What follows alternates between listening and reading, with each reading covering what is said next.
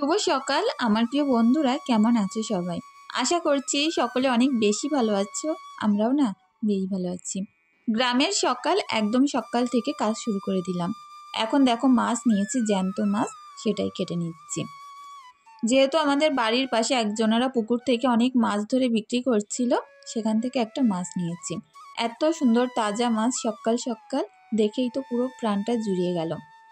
আজ সকালবেলা ভাবছি সকালের ভাতটাই মাছ ঝোল দিয়েই খাওয়া হবে।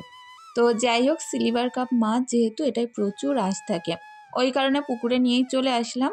কারণ রান্নাঘর কিংবা ঘরে যদি কাটতে যেতাম, আঁশগুলো কিন্তু চারিদিকে ছড়িয়ে যেত, দেখতে অনেকটা বাজে লাগে আর পরিষ্কার করতে অনেক কষ্ট হতো। আজ আমি তোমাদেরকে এমন একটা জিনিস দেখাবো, অনেকটা কষ্টের ব্যাপার। যেহেতু আমার উনুনটা একদমই পুরো রান্না করতে করতে ভেঙে পড়ে গেছে। এতটা কষ্ট করে আজ আমাকে রান্না করতে হয়েছে, কি বলবো। চলো পুরো ভিডিও জুড়ে পাশে থেকো, আশা করছি ভিডিওটি তোমাদের অনেক ভালো লাগবে। তো দেখো, এত সুন্দর একটা পরিবেশ, এখানে বসে মাছ কাটা ধোয়ার কিন্তু একদমই অসুবিধা নেই। তো যেহেতু এই শানটা প্রচুর ধার, এখানে বসে ঘষে নিচ্ছি। আর এখান থেকে মাছটা একদম পিস করে সুন্দর করে ধুয়ে নেব। আর এই মাছগুলো একটু ডলা দিতেই পুরো চকচক করে। তো যাই হোক, খেতে তো প্রচুর ভালো লাগে। শীতকালে তো আরও বেশি ভালো লাগে, পুরো পেটিটাই চর্বি থাকে। আর বড় মাছ হলে তো আরও বেশি ভালো লাগে। তো এইবার থেকে আমাদের পুকুরে ভাবছি এরকম সিলভার কাপ মাছও ছেড়ে দেব। এই পুকুরটা যেহেতু এখনও বন্ধকে আছে, এটা ছাড়িয়ে নেব। আর তারপরে এই পুকুরে অনেক রকমের মাছ ছাড়বো। তো যাই হোক, মাথাটা আগে কেটে নিলাম। এইবার দাকাগুলো বার করে নেব। এই মাছ খেতে যে আমার কি ভালো লাগে, কি বলবো। তো যাই হোক, দাকাগুলো একটু বড় বড় করে কাটছি। আর আজ দেখা যাক কি মাছ রান্না করি। হাজব্যান্ড তো আবদার করে বসেই আছে আজকে একটু ওই যে কাঁটাওয়ালা কাল মাছ নিলাম না, তো চেলা মাছ, সেটাই রান্না করতে হবে। ওই মাছের কিন্তু প্রচুর স্বাদ লাগে, একটু দাম বেশি হলেও কিন্তু খেতে প্রচুর ভালো লাগে। এই মাছটা সকালের জন্য ভাতের সঙ্গে ঝোল করব খাওয়ার জন্য, আর দুপুরের জন্য চেলা মাছ রান্না করব। মাছগুলো অনেকক্ষণ যাবত এখানে সুন্দর করে ধুয়ে ধুয়ে একদম পুরো পরিষ্কার করে নিয়ে তারপরেই ঘরে যাব। তো যাই হোক, রোদ্দুর এখনো সেইভাবে ওঠেনি। আর চলো ঘরে যাই, দেখি কি অবস্থা। ঘরে আসতে না আসতেই দেখো, এই যে আমার ছোট্ট ছোট্ট বাচ্চাগুলো কতটা বেশি জ্বালাতন করছে খাবে বলে। তো যেহেতু রাতে খাবার এদের ফুরিয়ে গেছে, সকাল থেকে এখনো দেওয়া হয়নি, ওই কারণে এতটা কিচিরমিচির করছিল। এদেরকে এখন সুন্দর করে খাবার দিলাম, ম্যাশ আর তার সঙ্গে পানি। এই খাবারটা দিলে এত তাড়াতাড়ি বেড়ে যায়, আর কোনো রকম হাঁস মুরগিদের রোগ ব্যাধি কিন্তু থাকে না, অনেকটা সুন্দর সবল হয়ে ওঠে। তো এটাই খেতে দেবো, ছোটোবেলা থেকে, একটু বড় হলে অন্য খাবার দেব। তো এখন চলে এসেছি পাশের ঘরে, ওই ঘরটায় যেহেতু আমার মেয়ে ঘুমাচ্ছে, ডেকে দেবো, উঠে গেলে তারপরে ওই ঘরটা গুছিয়ে নেব। ওকে আমি ডেকে এসেছি, তার মধ্যে ভাবলাম এই ঘরটা আগে গুছিয়ে নিই। তো চলো টুকটুক করে খাটটাটগুলো এখন গুছিয়ে পরিপাটি করে নিই। আর আজ কাপড় জামা বেশি একটা নেই, খুব একটা বেশি ভাঁজ করার ঝামেলা নেই। তো যাই হোক, খাটটা পরিষ্কার করলাম, আর তার সঙ্গে এখন ঘরটাও সুন্দর করে ঝাড়ু দিয়ে পরিষ্কার পরিচ্ছন্ন করে ফেলবো। এই ঘরটার ভিতরে একটা পাখা ছিল, সেটা বাইরে বার করে রাখা হয়েছে, সেটাও ঘরে ঢুকিয়ে নিতে হবে।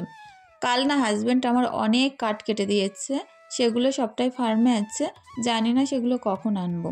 কষ্ট করে তৈরি করা এত সুন্দর স্বাদের রান্নাঘরটা আজকে উনুনটাই পুরো ভেঙে চুরে চুরমার হয়ে গেছে।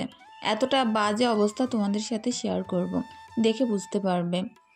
তো যাই হোক, ঘরটা পরিষ্কার করলাম, আর গ্যাস ওভেনটা ওই কর্নারে সরিয়ে রাখলাম। ওটা কোথায় রাখবো আমি ভেবেই পাচ্ছি না। যেহেতু ওই গ্যাস ওভেনটা এখন কাজে লাগছে না, ওটা আবারও দোকানে নিয়ে যাবে কদিন পর থেকে। ওভেনটার দুটো একটা জিনিস নষ্ট হয়ে গেছে, সেগুলো ঠিকঠাক করাবো, তারপরেই দোকানে নিয়ে যাব। তো যাই হোক, এখন দেখো ব্ল্যাঙ্কেটটা সরিয়ে নিচে নামিয়ে দিলাম, ওটা রোদ্রে দেব। আর বেশ সুন্দর এখন দেখছি রৌদ্র উঠেছে। আজ প্রচুর জামা কাপড় মেলবো, তার সঙ্গে ব্ল্যাঙ্কেট, কাঁথা, এটা ওটা অনেক জিনিসপত্র আছে, সবটাই মেলতে হবে। আর তার সঙ্গে দেখি আগে ঘরবাড়িগুলো পরিপাটি করি, কাঠকুটোগুলো সবটাই ছাদে দিয়ে আসবো। প্রত্যেক দিন ভোর থেকে আমাদের গ্রামের বউদের যেমন রুটিন থাকে, কষ্টের সংসার, কষ্ট করে যেভাবে আমাদের কাজকর্ম করতে হয়, সেটাই শেয়ার করব। আজকে তো এই উনুনের জন্য আমার প্রচুর কষ্ট করে রান্না করতে হয়েছে। তো যাই হোক, কিছু কিছু দিন যে এতটাই খারাপ যায়, কি বলবো। সারা দিন এই সংসারের কাজগুলো এত বেশি থাকে, তারপরে ভোর থেকে করি বলে কিন্তু অনেকটা টাইমের আগে হয়ে যায়। তারপরে ভাবি একটু সকাল সকাল রান্নাবান্না সারবো, কিন্তু উনুনের যা বাজে অবস্থা, গেলে প্রায় সারাদিনই লেগে যায়।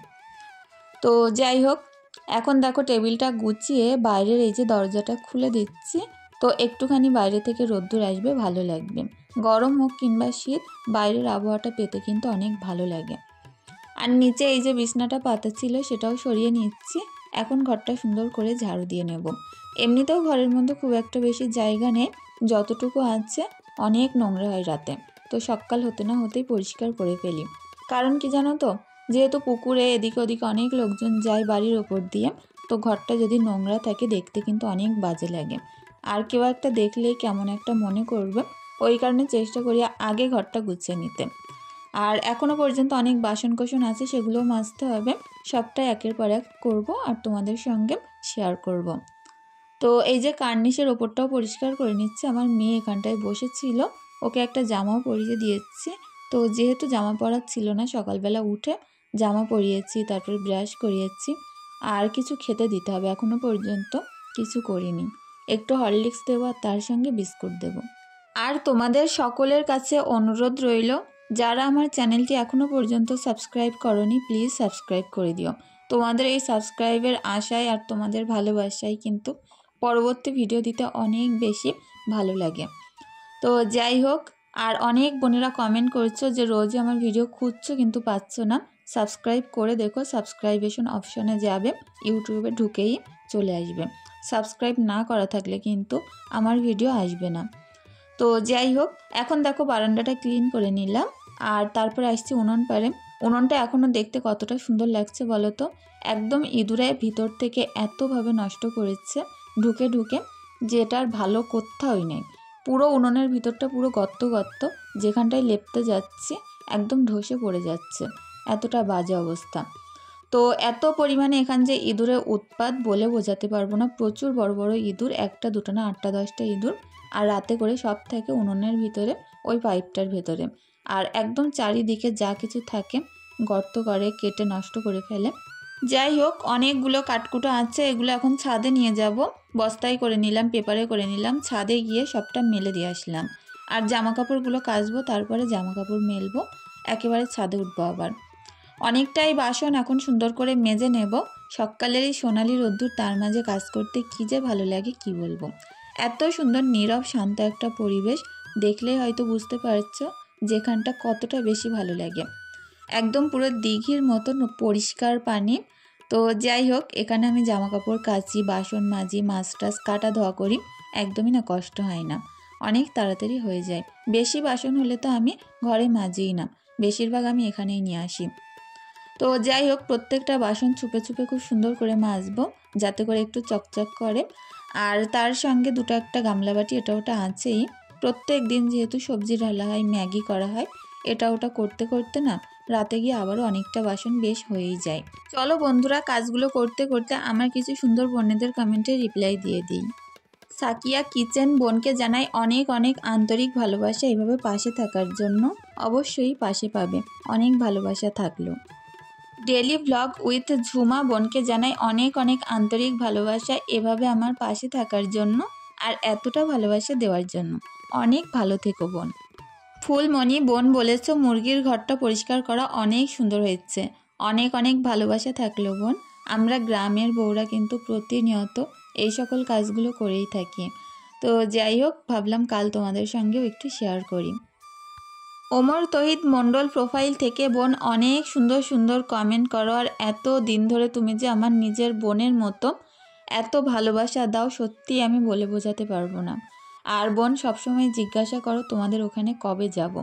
অবশ্যই যখন সময় পাবো একবার হলেও ঘুরে আসার চেষ্টা করব। এতটা ভালোবাসা দাও তুমি আমার নিজের বোনের মতো, একবার হলেও ইচ্ছে আছে তোমার সঙ্গে আমার দেখা করার। অনেক ভালো থেকো বোন, আর অনেক দোয়া ভালোবাসা রইল। এমডি ইয়াসমিন বোনও অনেক সুন্দর সুন্দর কমেন্ট করো, আর অনেক সুন্দর একটা কমেন্ট করেছো, তার জন্য জানাই অনেক ভালোবাসা। তো পুরো ভিডিও জুড়ে পাশে থাকার জন্য অনেক অনেক আন্তরিক ভালোবাসা রইল। ভালো থেকো বোন। মিমির সংসার বোনকেও জানাই অনেক আন্তরিক ভালোবাসা। এমডি কবির প্রোফাইল থেকে বোন সত্যি এতটা ভালোবাসো না, কথাটা শুনে সত্যি মনটা জুড়িয়ে গেল। বোন বলেছে আমি বান্ধবীর বাড়ি গেছিলাম, সন্ধ্যায় এসেই লাইক করে তোমার ভিডিও দেখা শুরু করলাম। অনেক অনেক ভালোবাসা রইল বোন, আর অবশ্যই আমাদের জন্য একটু দোয়া ভালোবাসা রেখে যেও।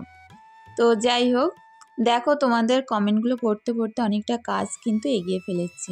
এখানে বেশ অনেকগুলো জামা প্যান্ট আছে বাচ্চাদের, সেগুলো কাচা ধোয়া করে নিচ্ছি।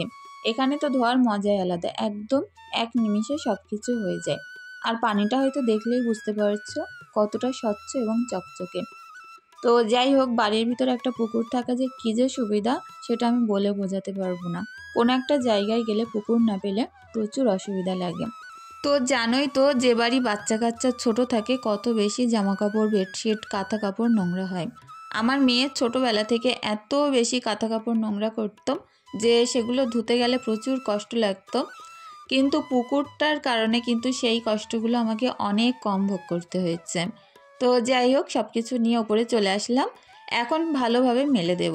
এখানে ঈশার জামা প্যান্টটি বেশি আছে, এই দিকটায় দড়িতে মেলছি। কারণ কি জানো তো, ওই ধারের দিকে মেললে উড়ে উড়ে সবটা পড়ে যাবে। আর এই দড়িটা এত বেশি মোটা যেটাই আমি কোনো ক্লিপ মারতে পারি না।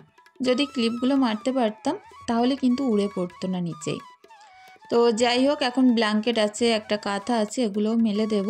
একদম সুন্দর মচমচে করে শুকিয়ে বিকালের দিকে নামিয়ে নেব। আর আমি কিন্তু প্রচুর কাঠকুটো মেলে দিয়েছি। আজ যা সুন্দর রোদ্দুর আছে সবটাই শুকিয়ে যাবে। আর আশা করছিলাম যে ভালোভাবে বোধহয় রান্নাটা আমি করতে পারবো, তবে আজকে আরও বেশি দুরবস্থা হয়েছে। এখান থেকে জামা কাপড় মেলে টেলে নিচে আসছিলাম, দেখছি আমার হাঁসের বাচ্চা সবই একদম পুরো নিচেই নেমে এসছে। এরা এতটাই বেশি দুষ্ট, এক ধাপ করে নামতে নামতে পুরো নিচে এসে ঘুরে বেড়াচ্ছে। এখান থেকে যখন 5-6 দিন আগে বাচ্চাগুলো কিনেছিলাম একদমই নড়াচড়া করতো না, এক কোনায় শুধু বসে থাকতো। আর এখন প্রচুর দুষ্টুমি করে। আমার মেয়ে তো ওদেরকে নিয়ে এত বেশি খেলা করে কি বলবো। তো যাই হোক, নিচে এসে বাছা কোটা সব কিছু কমপ্লিট করলাম। তারপর এখন রাঁধবো, তো সেই কারণে বাটনাটা করে নিলাম। বাটনাটা হাতের কাছে করা থাকলে রান্না করতে কিন্তু একদমই সময় লাগে না। কড়ার তেলটা অনেক গরম হয়ে গেছে, এর মাঝেই আমার রান্নাঘরের যে পাইপটা সেটা পুরো ফেটে নিচে পড়ে গেছে। তো জানি না কি হবে, পাইপ লাগানোর যে জায়গাটা পুরো মাটি ভেঙে পুরো চুরচুর হয়ে গেছে। পুরো রান্না করেছি ধোঁয়ায় ধোঁয়ায়। একটু একটু করে তোমাদের সঙ্গে ভিডিও শেয়ার করেছি, আর প্রচুর ধোঁয়াচ্ছিল। পুরো ধোঁয়া খেতে খেতে আজকের রান্নাটা আমার পুরো জীবন বেরিয়ে গেছে। তো কিছু কিছু দিন এরকমভাবে যখন কষ্ট সহ্য করতে হয় প্রচুর খারাপ লাগে। তোমাদের সঙ্গে আমি সবশেষে দেখাবো যে কতটা পরিমাণে ভেঙেছে। এখন হয়তো রান্না করছি, দেখাতে পারছি না। একদমই ধোঁয়া বার হচ্ছিল না, যত ধোঁয়ায় মুখ দিয়ে বার হচ্ছে আমার চোখ মুখ পুরো ধোঁয়ায় অন্ধকার হয়ে যাচ্ছে। চোখ পুরো এত জ্বলা জ্বলছে যে চোখ দিয়ে অনর্গল পানি বেরোতে আছে। সব কিছু দেখো এখানে নিয়ে এসে পড়েছি, এখন তুলে তুলে নিয়ে যেতে গেলে আরও সমস্যা। উনুনটা কিন্তু জ্বলছিল, কিন্তু প্রচুর ধোঁয়াচ্ছিল, ধোঁয়াটা বার হওয়ার জায়গা নেই। ওই দেখো পাইপটা পুরো ফেটে একদম চৌচির হয়ে যাচ্ছে। একদম সবশেষে দেখাবো কী ভাঙা ভেঙেছে। লাস্টে না পেরে রাগ করে রান্নাটা শেষ করেই পাইপ তুলে পুরো ছাড়িয়ে ফেলেছিলাম। কাল আমি দেখাবো কীভাবে এই ভাঙাচোরা উনুনটা আর যে পাইপের জায়গাটা সবটা ভেঙে পড়ে গেছে সেগুলো ঠিক করব। দেখো, কাজের জিনিস নষ্ট হয়ে গেলে তো দুদিনও ফেলে রাখা যায় না। এটাই যেহেতু রান্না করে খাই আমরা, ওই কারণে এটা সারাই করতে হয় সবার আগে। তো ভাবছি কালকে একদম সুন্দর করে ঠিকঠাক করে সারিয়ে নেব। এটা যেহেতু পাইপের উনুন, এই উনুনটাই কিন্তু কোনো জায়গা থেকেই ধোঁয়া বার হয় না, একমাত্র পাইপ দিয়ে ছাড়া। আর এখন যেহেতু পাইপটাই পুরো বন্ধ হয়ে ভেঙে পড়ে আছে, সমস্ত ধোঁয়াই মুখ দিয়ে বার হচ্ছে। চারিদিক থেকে ছোট ছোট কাঠ দিয়ে, এরকম টুকরো টুকরো কাঠ দিয়ে একটু টিক দিয়ে দিচ্ছিলাম যাতে ধোঁয়াটা বেরিয়ে যায়, রান্নাটা ভালোভাবে করতে পারি। তারপরেও জ্বলছিল না, এর ভিতর পুরো গুমসে গুমসে আছে। তো যাই হোক, প্রচুর আস্তে আস্তে রান্না হচ্ছে, কষ্ট করে করছি। আর এতটাই কষ্ট করে আমাদের গ্রাম্য জীবনযাপন যায়, হয়তো সব কিছু দূর থেকে অনেক বেশি সহজ এবং সুন্দর মনে হয়, কিন্তু তার পাশাপাশিও বলবো অনেক সুন্দরভাবেও কিন্তু আমাদের দিন কাটে। তো যাই হোক, সবজিটা নামিয়ে নিলাম, কড়াটা ধুয়ে এই কড়াইয়ের মধ্যে একটু উচ্ছে আলুর চচ্চড়ি করব।